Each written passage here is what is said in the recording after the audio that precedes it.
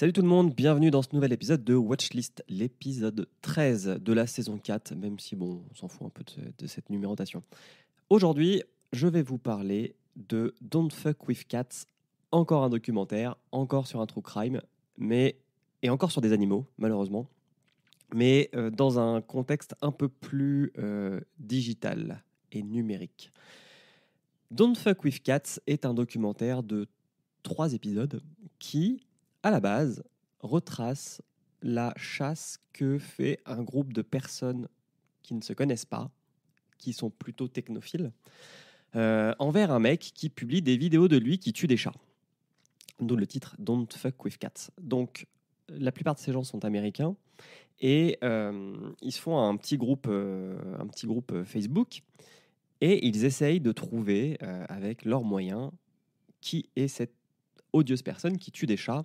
Alors, en plus, elle les tue, donc c'est des chatons, et puis elle les tue en mettant ces 2 chats dans un sac et en vidant l'air avec un aspirateur. Un gros bâtard et un fils de pute. En fait, la traque donc commence et les gens en fait se rendent compte très vite que le tueur de chats est peut-être dans le groupe Facebook. De fil en aiguille, ils vont se resserrer, faire un groupe un peu plus privé. Il va y avoir d'autres personnes qui vont se mêler à cette traque parce que cet Internet, ça va devenir too much.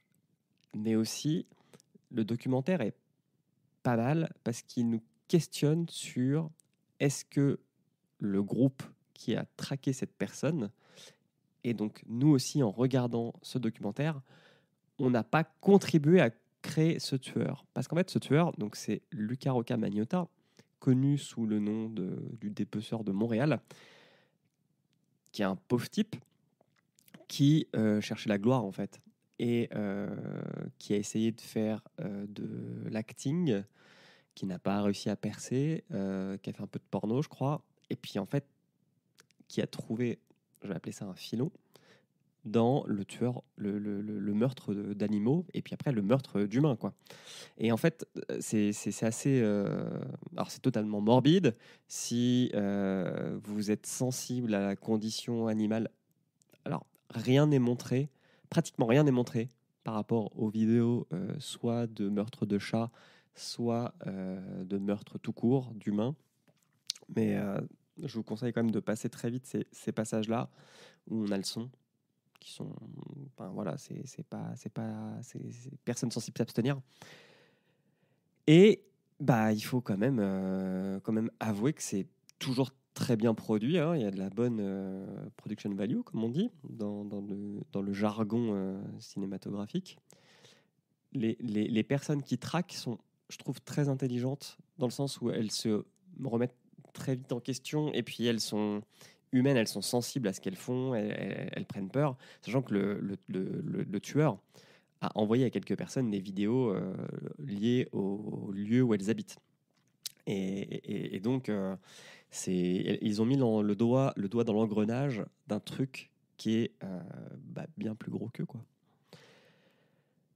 Ça se passe donc aux États-Unis, ça se passe au Canada, ça se passe en France, ça se passe à Berlin. Enfin, si vous vous rappelez, c'était une traque mondiale, hein, parce qu'il avait quelques coups d'avance pendant une petite semaine, ce tueur. Ça se regarde vite et c'est pas mal de voir que les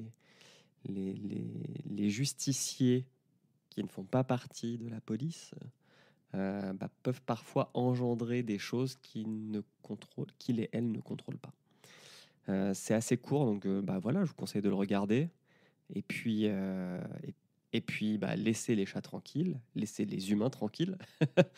Et puis, on se retrouve demain avec un film. Parce que bon, les true crime, c'est bien, mais il n'y a pas que ça sur Netflix. Bonne journée à tous, et puis à bientôt.